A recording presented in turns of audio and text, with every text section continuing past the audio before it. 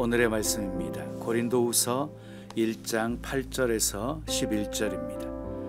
형제들아, 우리가 아시아에서 당한 환난을 너희가 모르기를 원하지 아니하노니 힘에 겹도록 심한 고난을 당하여 살 소망까지 끊어지고 우리는 우리 자신이 사형 선고를 받은 줄 알았으니 이는 우리로 자기를 의지하지 말고 오직 죽은 자를 다시 살리시는 하나님만 의지하게 하심이라. 그가 이같이 큰 사망에서 우리를 건지셨고 또 건지실 것이며 이후에도 건지시기를 그에게 바라노라. 너희도 우리를 위하여 간구함으로 도우라. 이는 우리가 많은 사람의 기도로 얻은 은사로 말미암아 많은 사람이 우리를 위하여 감사하게 하려 함이라. 절망 속에도 돌파구가 있습니다 하는 제목으로 말씀 나눕니다. 오늘 본문에 바울이 이런 고백을 합니다. 살 소망까지 끊어졌다. 우리 자신이 사형 선고를 받은 줄 알았다. 한마디로 절망이었다는 것입니다. 바울은 사람이 감당하기 힘든 어려움을 겪었습니다. 그래서 살 소망까지 끊어졌다고, 마음의 사형 선고를 받은 줄 알았다고 고백한 것입니다. 사울 왕에게 생명을 위협받던 다윗도 나와 사망의 사이는 한 걸음뿐이니라고 말했습니다. 하나님께 쓰임받은 믿음의 사람들을 보면 한결같이 견디기 힘든 고통의 시간들이 있었습니다. 아브라함은 아들 이삭을 바치기 위해 모리아산을 향해 가는 3일길이 가장 큰 고통의 시간이었을 것입니다. 야곱은 형 에서가 400인을 거느리고 자신을 향해 달려오고 있다는 소식을 들었을 때 하늘이 무너지는 것 같았을 것입니다. 요셉은 형들에 의해 노예로 팔려갔을 때, 주인의 아내의 모함으로 감옥에 들어갔을 때, 그때가 바로 살 소망까지 끊어지는 순간이었을 것입니다. 저의 목회 기간에도 정말 견디기 힘든 고통의 순간들이 있었습니다. 그런데 돌아보면 그 순간들이 저에게는 축복이었습니다. 그런 과정들이 없었다면 지금의 나도 없을 것입니다. 여러분들 가운데 살 소망까지 끊어진 것 같은 고난의 때를 지나고 있는 분들이 있을 것입니다. 이젠 다 끝났다고 생각하십니까? 더 이상 소망이 없다고 생각하십니까? 이젠 한계가 왔다고 생각하십니까? 그 정도는 아니라 할지라도 어떤 문제를 생각하면 앞이 캄캄하고 두렵고, 그래서 자신도 모르게 힘이 빠지고 포기하고 싶은 유혹을 느끼고 계십니까? 절망 속에도 돌파구는 있습니다. 바울은 절망 속에서 어떻게 돌파구를 찾았습니까? 첫째, 하나님을 생각하는 것입니다. 9절을 보면 바울은 절망 중에서도 하나님을 생각합니다. 그분이 누구이신가를 묵상합니다. 그리고 묵상의 결론은 죽은 자를 다시 살리시는 하나님이었습니다. 그렇습니다. 하나님은 죽은 자를 다시 살리시는 전능하신 하나님이십니다. 우리가 못한다고 하나님도 못하실 것이라고 생각하지 마십시오. 의사가 못 고친다고 하나님도 못 고치실 것이라고 생각하지 마십시오. 과학적으로 불가능하다고 하나님께서도 불가능할 것이라고 생각하지 마십시오. 사람은 할 수 없어도 하나님은 다 하실 수 있습니다. 아멘. 또 바울은 어떤 하나님을 생각합니까? 10절을 보면 큰 사망에서 건져주신 하나님을 생각합니다. 과거에 건져주신 은혜를 체험한 사람은 현재에도 건지실 것을 믿고 미래에도 건져주실 것을 믿습니다. 그래서 체험이 중요한 것입니다. 바울은 죽은 자를 다시 살리시는 하나님을 생각했습니다. 사망에서 건져주신 하나님을 생각했습니다. 절망을 이길 수 있는 돌파구는 하나님을 생각하는 것입니다. 두 번째, 하나님만 의지하는 것입니다. 9절을 보면 바울은 하나님께서 고난을 허락하신 이유를 알았습니다. 자기를 의지하지 말고 오직 죽은 자를 다시 살리시는 하나님만 의지하게 하심이라고 했습니다. 그러므로 우리는 고난을 부정적인 시각으로만 보아서는 안 됩니다.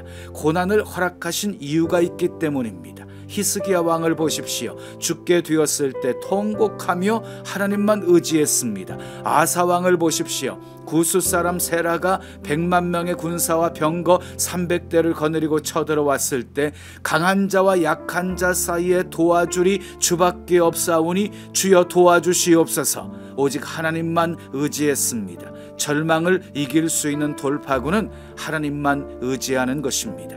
세 번째, 건져주실 하나님께 기도하는 것입니다. 10절을 보면 바울은 큰 사망에서 건져주신 하나님이 또 건져주실 것을 믿고 기도합니다. 주님을 의지하는 사람은 어떤 상황 속에서도 기도를 포기하지 않습니다. 생명을 건 기도를 합니다. 생명을 거는 기도가 회복되는 자리마다 사망의 권세는 떠나가고 부활의 역사가 일어날 것입니다. 살 소망까지 끊어진 바로 그 자리에서 우리는 다시 한번 살아계신 하나님의 기적을 보게 될 것입니다. 위기를 만나셨습니까? 기도하십시오. 기도는 삶을 역전시킵니다. 요나가 물고기 뱃속에서 부르짖어 기도하자 물고기가 소화시키지 못하고 토해냅니다. 한나도 위기 앞에서 기도하여 사무엘을 낳았습니다. 히스기야도 위기 앞에서 기도하여 생명 15년 연장받았습니다. 기도하면 주님이 들으십니다. 기도하면 주님이 도와주십니다. 기도하면 주님이 해결해 주십니다. 아멘.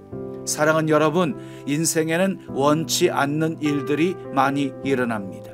때로는 실패를 경험하기도 하고 때로는 절망에 처하기도 합니다. 그러나 기억하십시오. 절망 속에도 돌파구는 있습니다. 그 돌파구가 무엇입니까? 하나님을 생각하는 것입니다. 하나님만 의지하는 것입니다. 하나님께 기도하는 것입니다. 하나님은 실수하지 않으십니다. 하나님은 합력해서 선을 이루십니다. 살 소망까지 끊어진 절망 속에서도 더 멋지게 쓰임받은 바울처럼 하나님 생각하시고 하나님 의지하시고 하나님께 기도하심으로 더 좋게 하시는 하나님의 은혜를 체험하시고 더욱 멋지게 쓰임 받으시기를 예수님의 이름으로 축원합니다. 샬롬.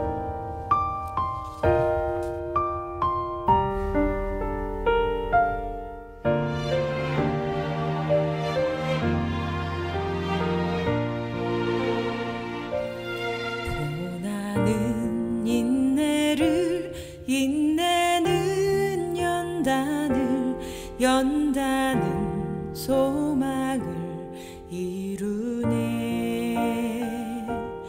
때로는 삶 속에 고난의 밤이 와도 소망의 아침은 오리라.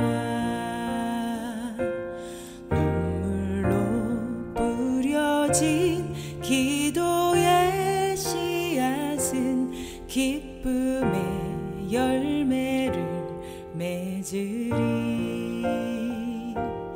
내 삶을 붙드신 주의 손 강하시니 폭풍이 와도 두려움 없네.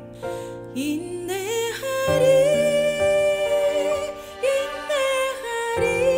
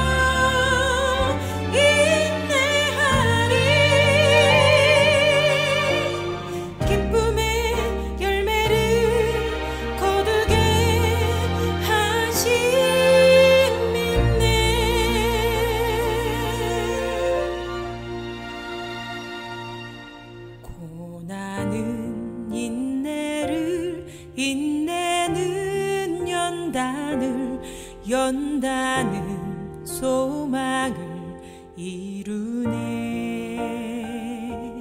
때로는 삶 속에 고난의 밤이 와도 소망의 아침은 오리라. 소망의 아침은 오리라.